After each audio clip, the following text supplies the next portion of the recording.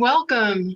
My name is Michelle Marchant Johnson with Love Life Coaching, and I'm here today with a special guest, my wonderful friend, Ken Bechtel. Welcome, Ken. Hey, everybody. Ken is known as an international dating mentor, and he also has a main website at kenbechtel.com. And Ken and I just completed recording a very, very important conversation that we want to offer to you on an event that we have coming up called Find the One in 21. And underneath this video, the description and in the comments is a link for you to join us. It's a free event, but you do have to register to get access to the event. And so Ken and I just talked a lot about how getting your needs met in a relationship can really transform what is possible for you. And you have to hear the full conversation. But I want to ask Ken a couple of quick questions just to give you a flavor of who he is and some of the things that he has to share. So Ken, can you tell us from your experience, and I know you've worked with a lot of singles and couples in your career, what is one thing that you commonly see that holds people back from having the love and relationship that they truly desire? Well, the biggest thing that I see, and I mean, that's an enormous question, right? Sure. The biggest thing that I see is in some way not owning what you need to be happy. We're so trained to compromise ourselves, especially women, right? Put other people's needs first, take care of them, be that caregiver type of role. And we've been validated for it. Like women get validated for it all over. And then they're like, but I don't know how to actually have it come my way, how to actually put my needs up there.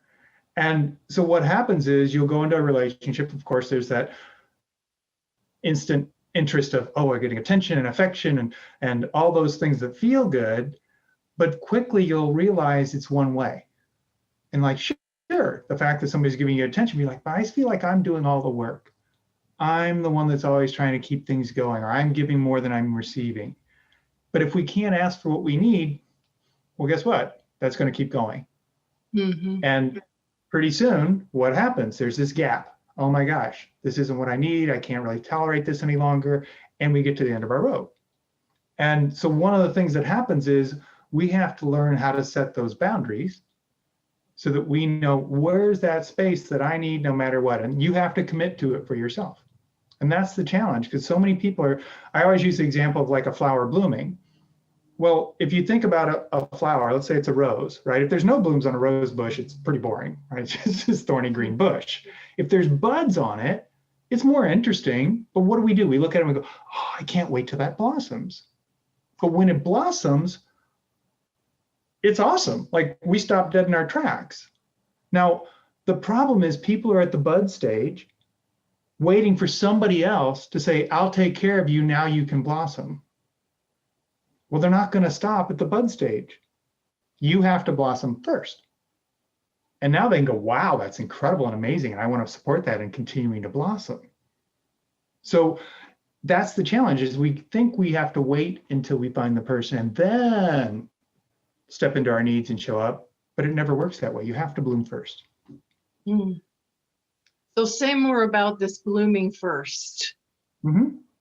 So it's really committing to being the best version of you. Mm-hmm. That's where our needs come from. What do you need to be your best? Whether it's physical needs, whether it's emotional, spiritual, anything, right? Intellectual. We all have different needs, just like a flower. Every flower has different amounts of water and sunlight and nutrients that it needs to blossom. Now, if you don't get them, the flower doesn't die, but it doesn't bloom. So you're going, I'm here to bloom. That's why I'm on this planet, to bring my gift to the world. Here's what I need to do that. So you're doing it for you, knowing, just like that rose, when that rose blooms, it doesn't go, oh, look, somebody's coming, I'm going to bloom. It blooms because that's who it is, that's who it has to be. And then people are drawn to it, right? It doesn't have to go chase you down the street. Hey, look at me, look at me. Once you bloom, you will attract the ones that are your match. The ones that aren't will go, wow, that's really nice, and move on. Mm-hmm. So it sorts them out because you're fully expressed. So it's all those things that we hide about ourselves. It's all those things that we're afraid will be too unusual or too random or oh, my laugh's too loud or whatever it is. We have to be ourselves. And that requires those needs so we can bloom.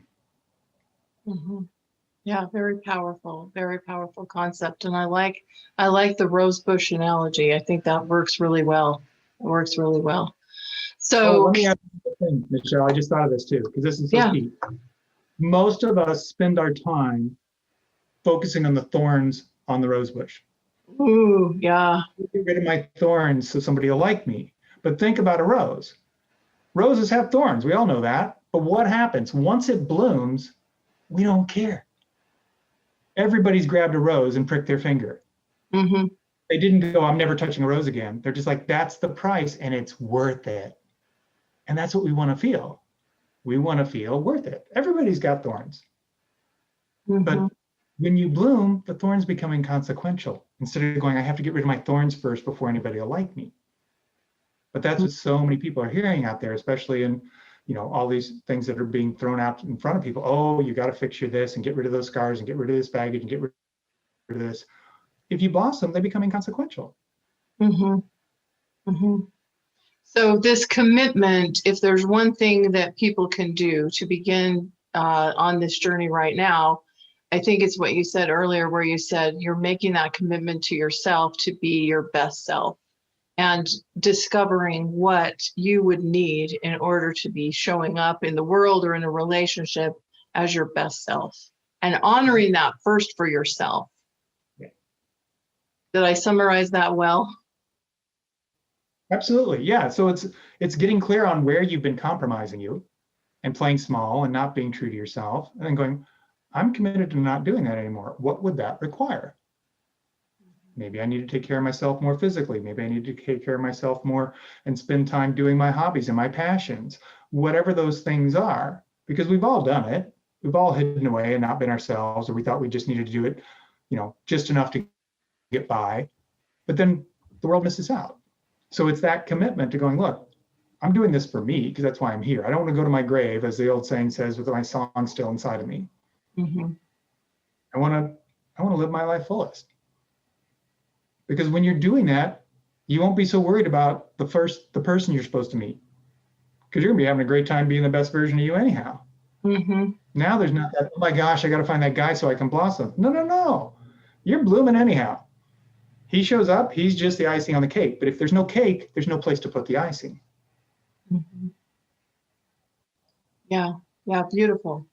Beautiful. So Ken, I really want to thank you for this kind of little taste and little introduction. And I want to invite everyone watching to join us by clicking on the link below for the full Find the One in 21 event, because Ken has a full interview that is really interesting and really important if you want to have a great relationship and have some breakthroughs in this area of life. And then I also have additional experts. All of them are offering really generous free gifts for all of the participants. And so we really want to invite you to join us for Find the One in 21, because a boring love life was so last year.